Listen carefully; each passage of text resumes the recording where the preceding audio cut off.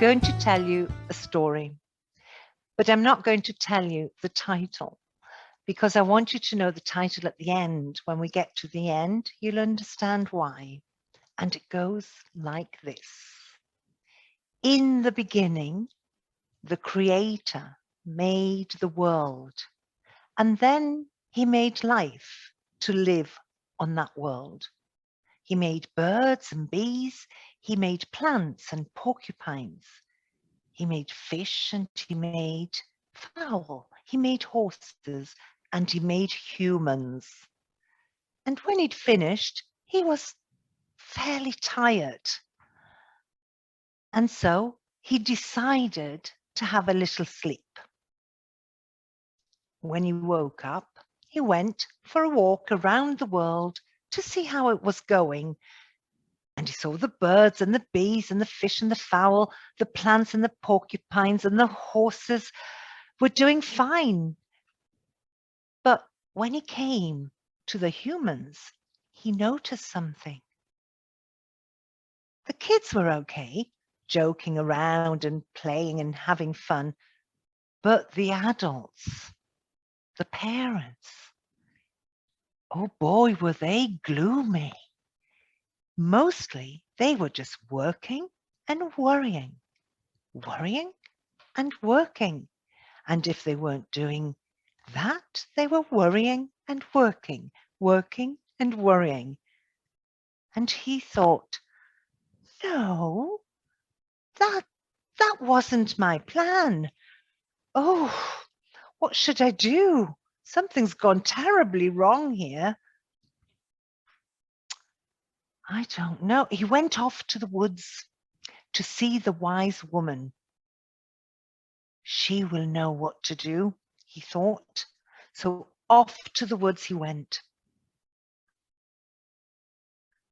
And when he got to the wise woman's place, he asked her, and she said to him, look, those parents, they need some joy.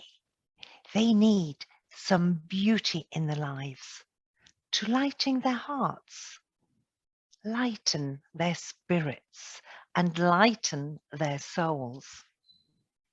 You need to make that for them.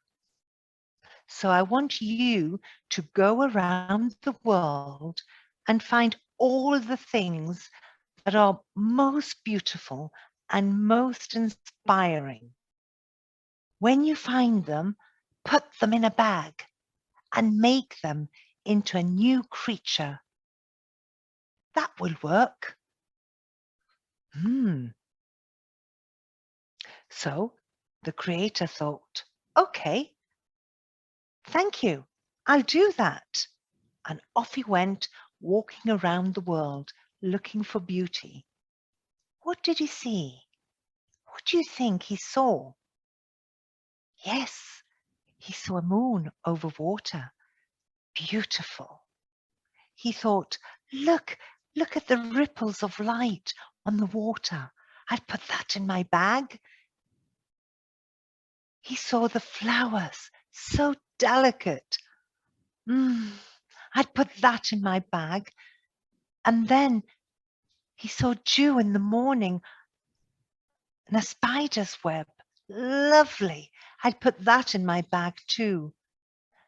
And then he saw all the colours of the rainbow. Oh yes, I'd put that in my bag too.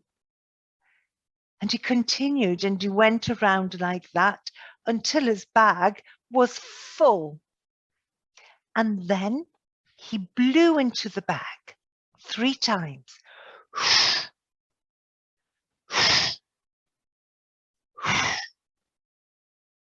And when he opened it, out of the bag flew 1,000 tiny, shiny butterflies.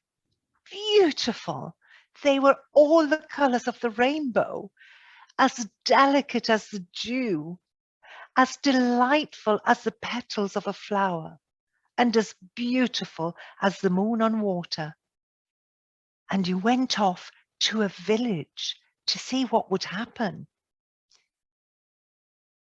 and there was a parent working away at something or other, and when the butterfly flew past, she stopped, looked up, and just for a moment, she smiled before she went back to her work again.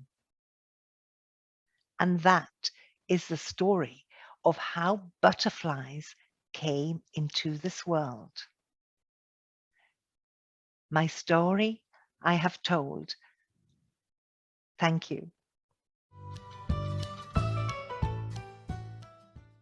Hello and welcome to a cornucopia of Tales and Tellers, a story podcast. And today I'm here with Manuela. Hello, Manuela. Hello, Simona. How are you? Are you good? Yes, very good. I always feel better when I tell a story. Thank you. It's nice to hear that. And we've got a second guest today. Hello, Sarah. Hello everyone, it's great to be here. Thank you, Simona. Thank you. So, before we start talking about the wonderful story we've just listened to, I'd like to introduce you to our two guests. So, first of all, we have Manuela Kelly Calzini. And Manuela, can you tell us something about yourself? Yes. So I'm a storyteller, and I enjoy telling stories. I chose this specific story to start with because it tells about, it is a creation story, but it's also how beauty is all around us. Even when things get tough, when things get difficult, we just need to stop and look around, and we can find beauty in nature and the people that surround us. And I think at this moment, a lot of us are in need of being uplifted. So this is why I chose this story. And it is also a story that marks an important development in my storytelling, because it is a story that I built and I worked it up with David Heathfield on a course I attended, and that's where I met you, Simona, and Sarah, and so this story, yes, marks a second phase, let's say, in my storytelling passion. Wonderful. Thank you, Manuela. And Sarah, can you tell us something about yourself? Sure, I'm absolutely a fan of storytelling, and if you like, I've rediscovered storytelling very recently. As a child, I was very lucky that I grew up with a mother who used to tell me stories when I went to bed, and she perhaps used to read me a story. But I also had two amazing uncles who both enjoyed creating stories, and they used to tell stories to myself and my cousin. And usually the story, they always had a kind of storyline with an exciting part that we had to wait for the next day to hear the story. So I grew up with stories, and I watched Jackanory on BBC. Then I had a kind of gap, but I started exploring stories again when I did an NLP course with Jane Revell, actually. And I rediscovered the joy of stories. And then, thanks to lockdown, I have to say, I also did the course with David Heathfield, which of course is where we three met. And I'm very grateful to the things that I've learned from that course. And now I'm experimenting with gaining my own confidence as becoming a storyteller again. And that's why I'm here today. And it's great to be able to share this with you. That's wonderful. Thank you, Sarah. So, strange that we have two guests on the podcast at the same time. Why do we have two people at the same time here? Because Manuela and Sarah work in two very similar contexts. They have similar experiences from one point of view, but very different experiences from another point of view, because we can say that Manuela is more like a seasoned storyteller, whereas Sarah is just starting out and experimenting with it.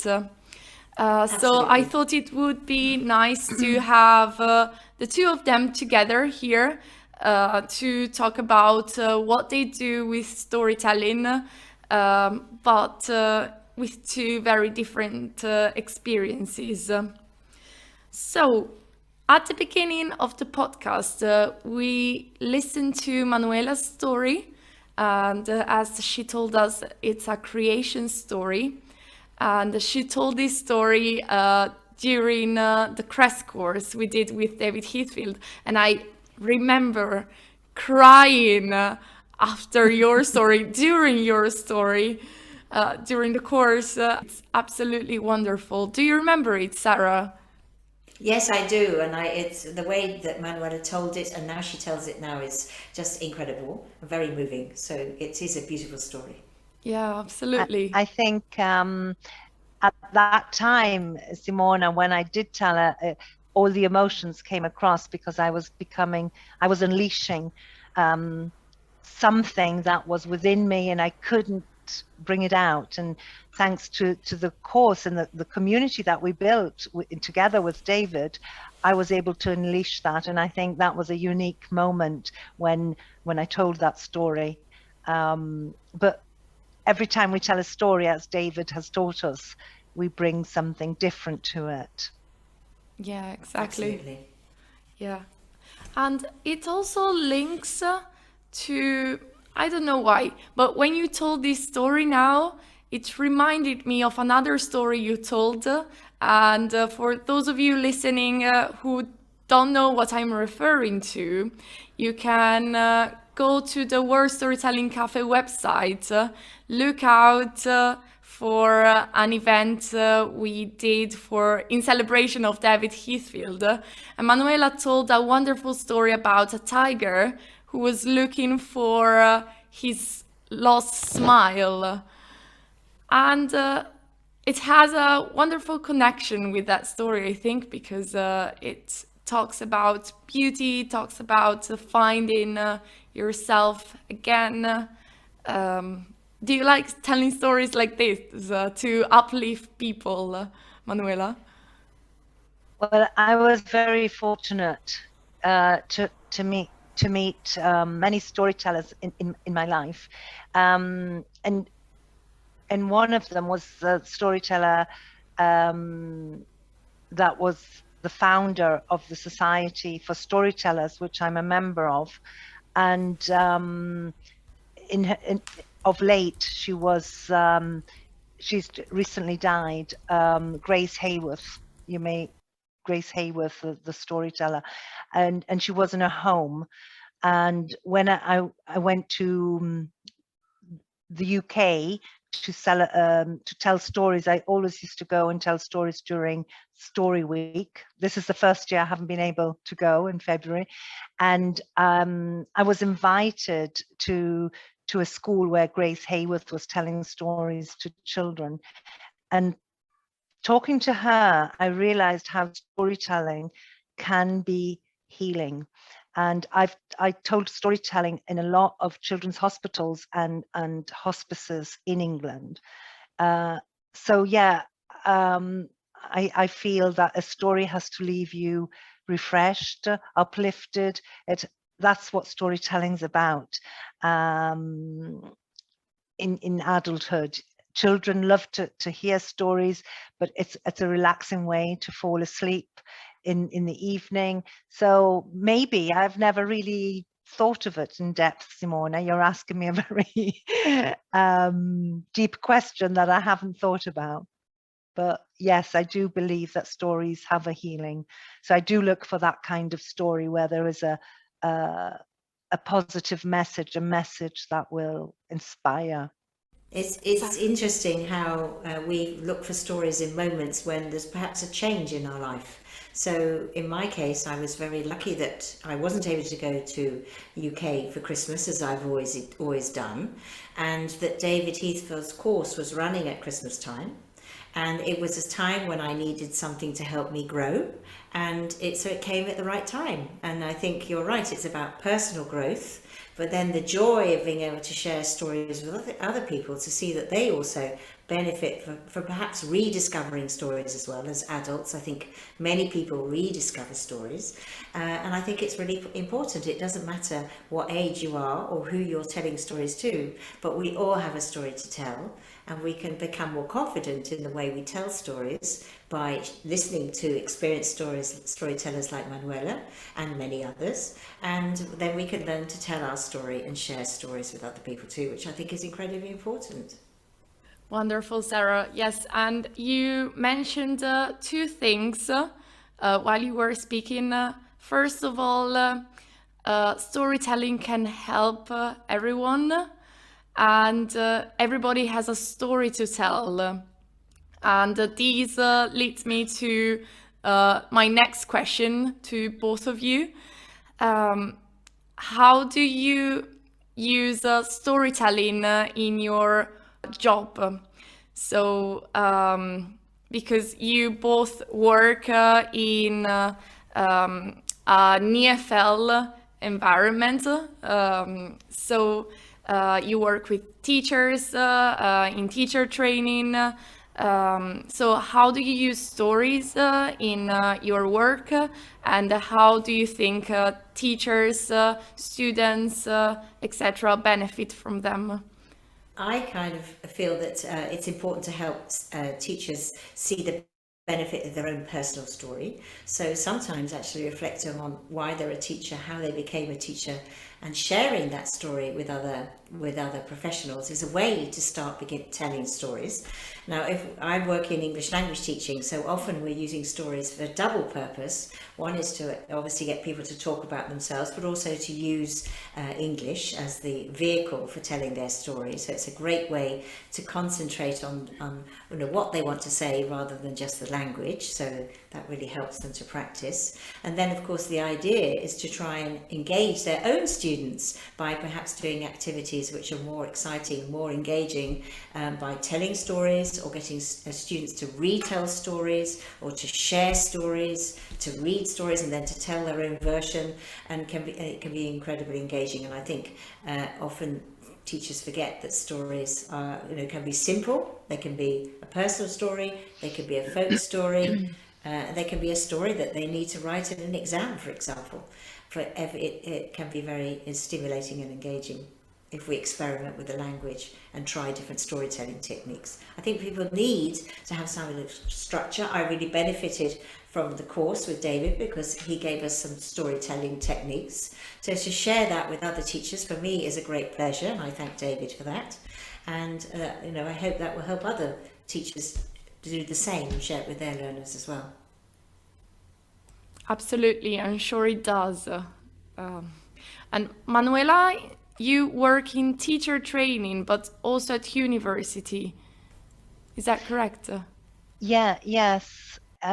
We've long known that the arts can contribute to student academic success, as Sarah was saying, and emotional well-being.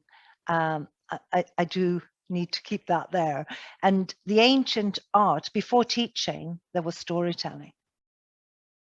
And this art of storytelling is really, I've found, before the course, I didn't feel I was allowed or to use my hobby, my passion, in my work. So I wasn't exploring enough.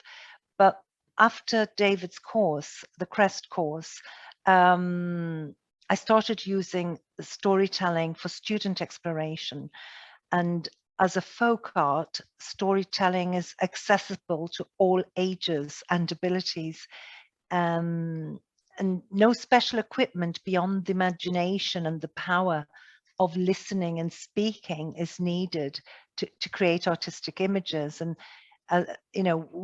we're involved in English language teaching and learning, where listening and speaking are still the more difficult skills. And as a learning tool, storytelling can encourage students to explore their unique expressiveness and can heighten their ability to communicate thoughts and feelings in a lucid manner. And these benefits transcend the art experience to support daily life skills, just like my story, the creation story. And we're now living in a very fast-paced, media-driven world, and I think storytelling can bring a nurturing way to remind our students but us as well, that our spoken words are powerful, and that listening is important, and clear communication between people is an art. That's absolutely great, Manuela. I absolutely agree with you. First of all, I could never have said it better. You raise a very important issue with the fact that our students, and I'm talking about my students as well, because I'm a teacher for those listening who don't know. Our students are unlearning how to listen to people and how to be patient, to wait for the end, but most of all, yes, to listen to people. So even listening to a short folktale is a great effort for them, and also it gives them confidence to be listened to and to understand that they have something very important to say and that somebody might want to listen to them. So and this connects also with what Sarah was saying about teachers telling the story of why they became teachers, so stories also help us understand more about ourselves and why we are doing what we are doing, and find the motivation to do it better, which is very important for teachers. Sarah, you mentioned storytelling in your childhood. Yep. So was it your uncle? Well, my mother first who used to tell me stories. I think my mother was a teacher. She also understands the importance of telling stories and children hearing stories.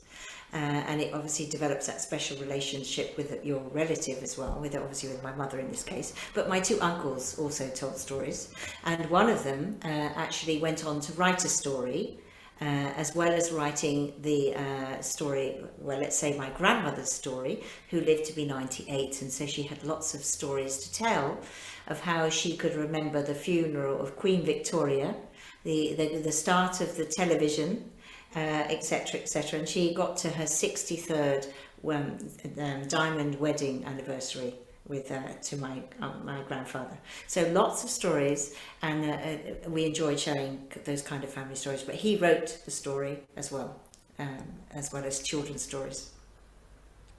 That's fantastic. I would love to listen to this story. So maybe Sarah, you should revise it and then come and tell us this story, the story of the funeral of Queen Victoria. It's quite amazing, isn't it? Yeah. 1901. Yes, she was 98, so she was born just at the end of the last century. So she was just a small child, but she remembered the funeral.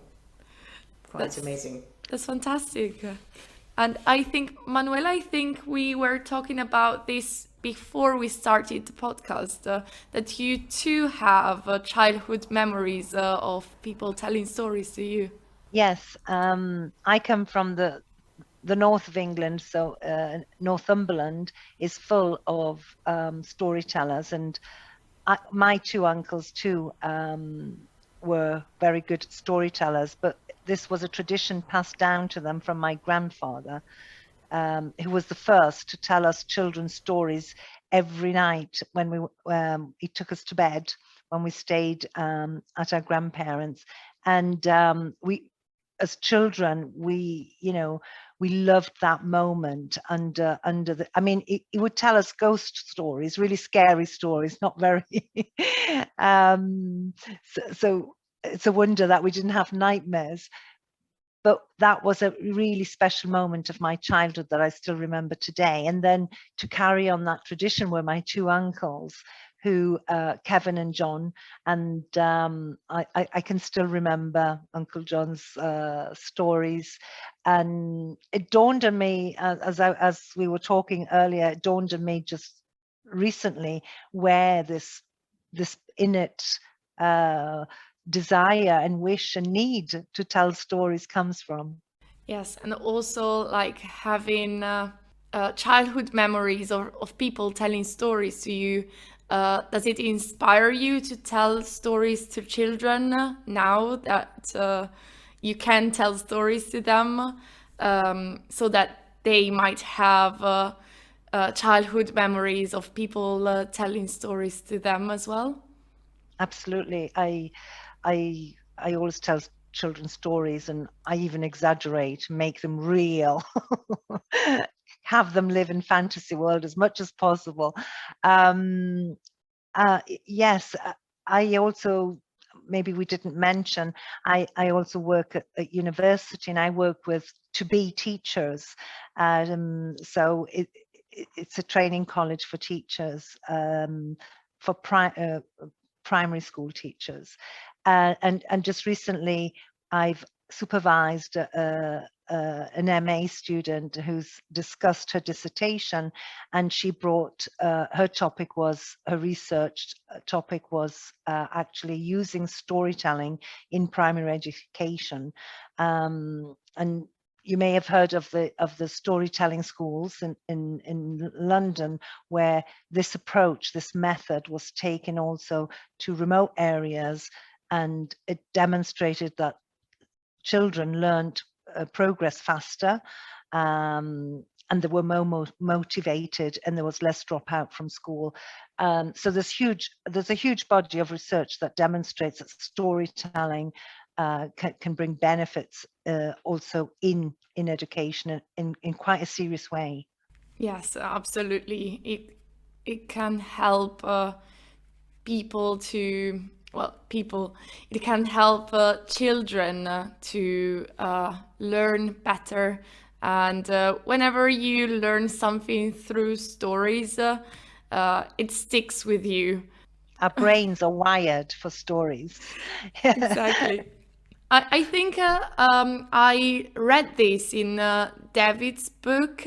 He wrote something like, once upon a time sticks with you, though shall not is soon forgotten.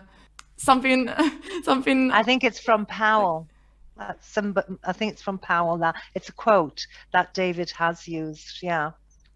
Yeah, it's absolutely great because it's true. We remember stories. But it's also interesting how children want to hear the same story more than once. And that's quite significant, is that a child will ask for the same story many times and just be happy to hear it again and again. And of course, that repetition is very important in learning. So either it's like when we have to tell a story, and when I'm learning to tell a story, I'm practicing, I'm thinking about it. And of course, that in terms of language learning is important, but in terms of storytelling skills, it's also important.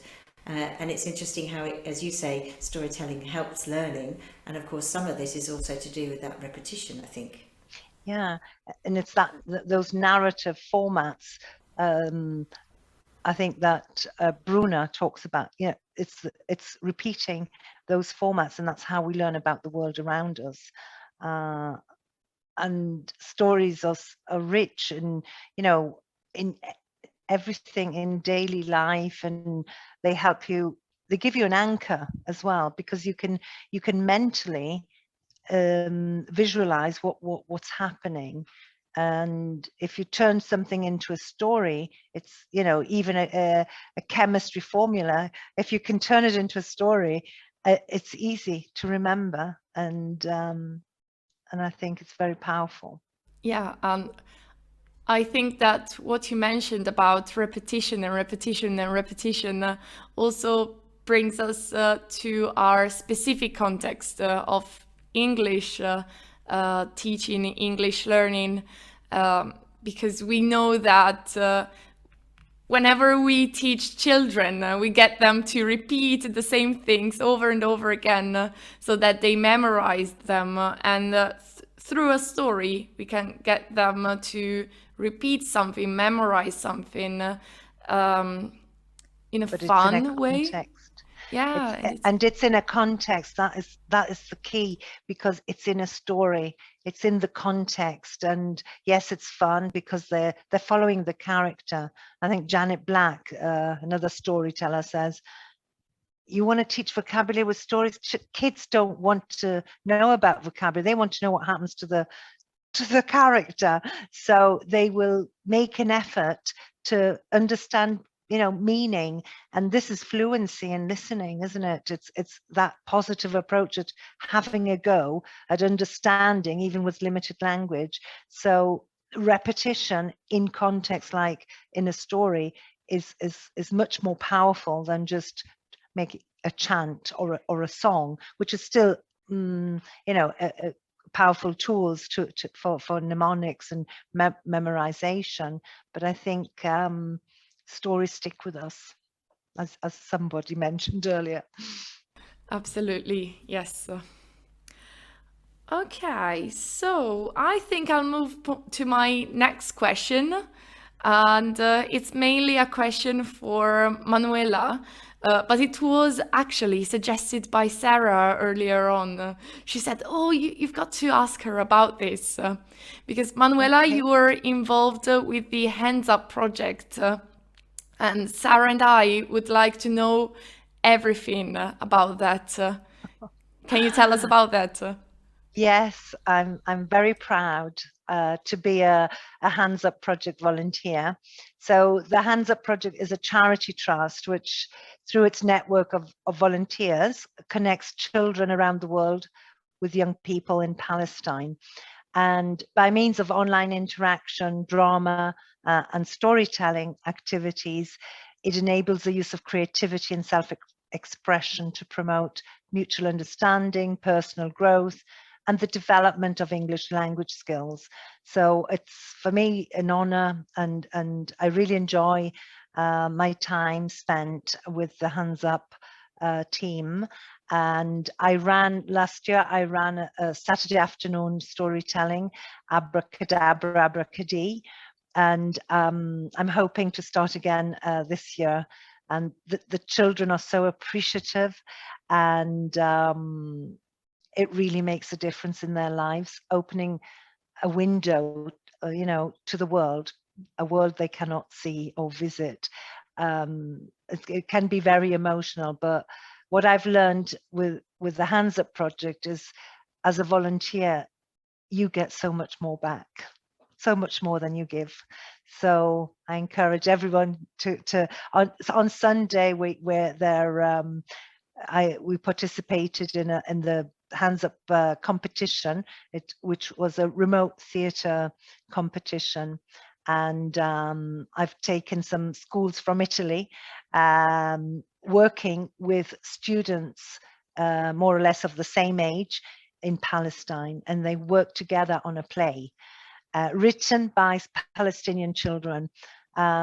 It's amazing, the work and the creativity that comes from that group. So I enjoy storytelling there.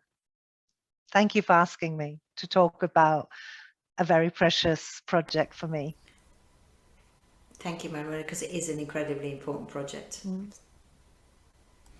Yeah, and it's always wonderful to see that the plays that are performed by students from two different countries who joined together are written by Palestinian children. And I had the chance to watch some recordings of plays, and most of the stories are brilliant.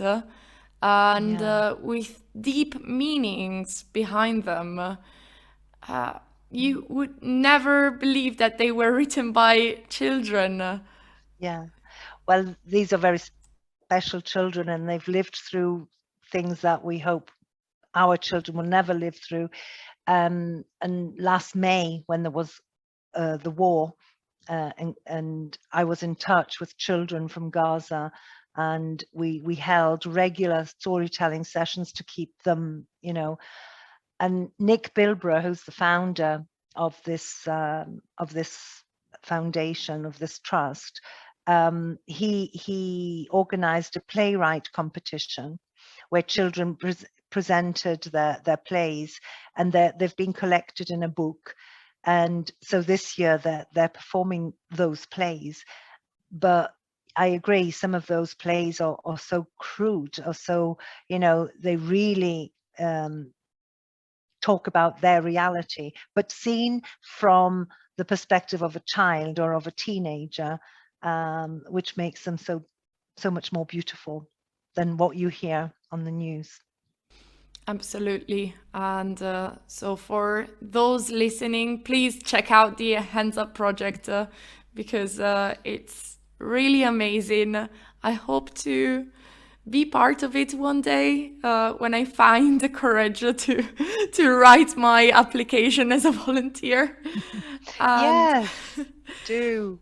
and They're always looking. They're always, there's never enough people, because it's great that there are so many teachers and students coming to the Hands Up project. And we help them with their English. So there's always something to do. You don't get bored. And this year and last year, the Hands Up project won the Eltons Award, which is a sort of Oscar in the ELT world for the work that they've done. So yeah. well, that's fantastic. Manuela, I know you do lots of work with children, and I think you've also been in the World's Storytelling Cafe as well. Is that right? Yes, I have, Sarah. And thanks to the pandemic, I bumped into I didn't know about the World Storytelling Cafe, but since it moved online, I started becoming interested. And one of the challenges or opportunities that David posed me at the end of the course was to go and tell stories on the World Storytelling Cafe. So I got in touch with John Rowe, who is the curator of the World Storytelling Cafe, and he invited me to tell stories for children, which is on a Friday. It was a Friday night. It's every Friday night actually, and different storytellers from around the world come and tell stories. And John is he's a great host, and Ali drives the bus, as he says, because it's all directed from Marrakesh in Morocco, where they are now. These storytellers are there right now. And this evening, Tuesday evening, is Children's Night, where children are invited to tell stories. And Jasna May, she's been telling stories with the Storytelling Cafe, was telling a story this evening. 2 children, 12-year-old, holding a whole session telling stories to children. She's amazing, and she's grown with the World Storytelling Cafe.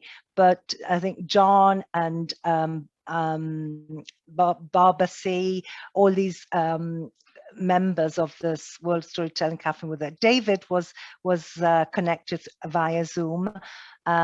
So it's, I don't know, it's a place where storytellers meet, and again, we share our time there.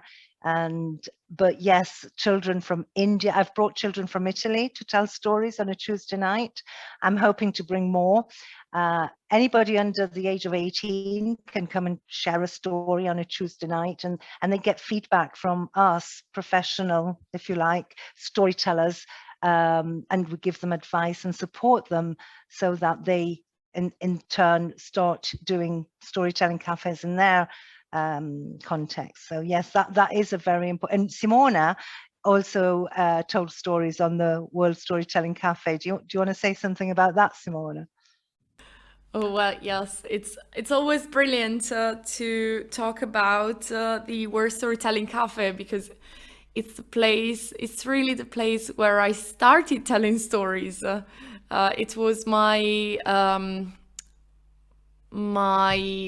goal for David's course to go to the storytelling cafe and have the courage to tell a story, because you, Manuela, you mentioned the Tuesday night, but fortnightly on Sunday evening. Sunday evenings. Yeah, there's the worldwide storytelling round, and well, I usually go there. It's great. You can tell a story, you can listen to stories, and it's really a wonderful place. And I also told stories for children, twice with David, of course, not on my own.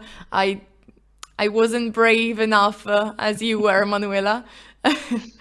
And Sarah, have you ever told a story at the World Storytelling Cafe? This is where I have to confess, not yet. It's one of my goals. I'll get there too, I hope. Okay, But not yes. yet. Good Not words. Not yet. Monday nights, the one that Simona is mentioning, the fortnightly, and it's linked to Can't Get a Word in Edgeways, and it's all adult storytellers, and it's really a nice place to tell stories, to start anyway. Exactly. Good. Yes, absolutely. You need to have my debut.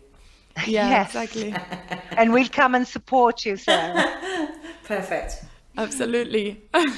So the first time I actually told a story there, the first time, it was actually unexpected, because I went there, and then there was it was an evening where David was introducing storytellers from his courses. And I was there just to support, just to have a look at what was going on.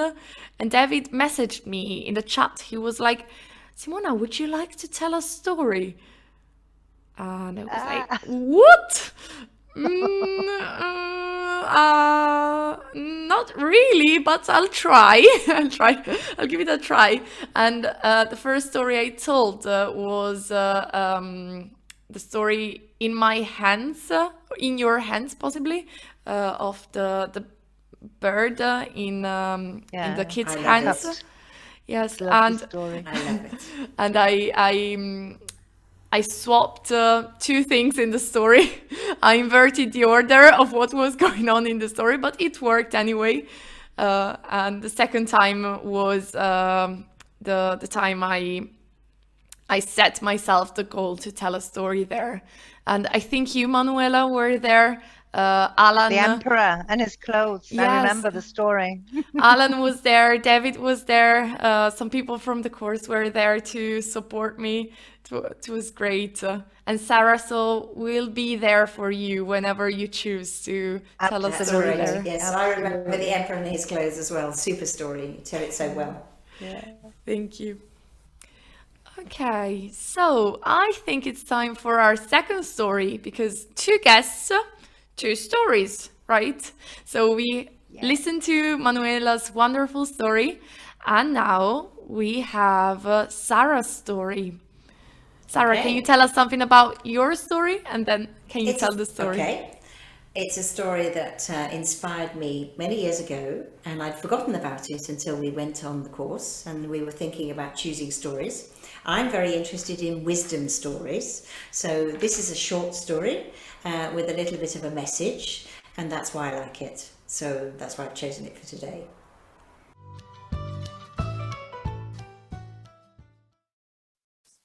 Many years ago, in a small village far, far away, there was a farmer who lived with his daughter.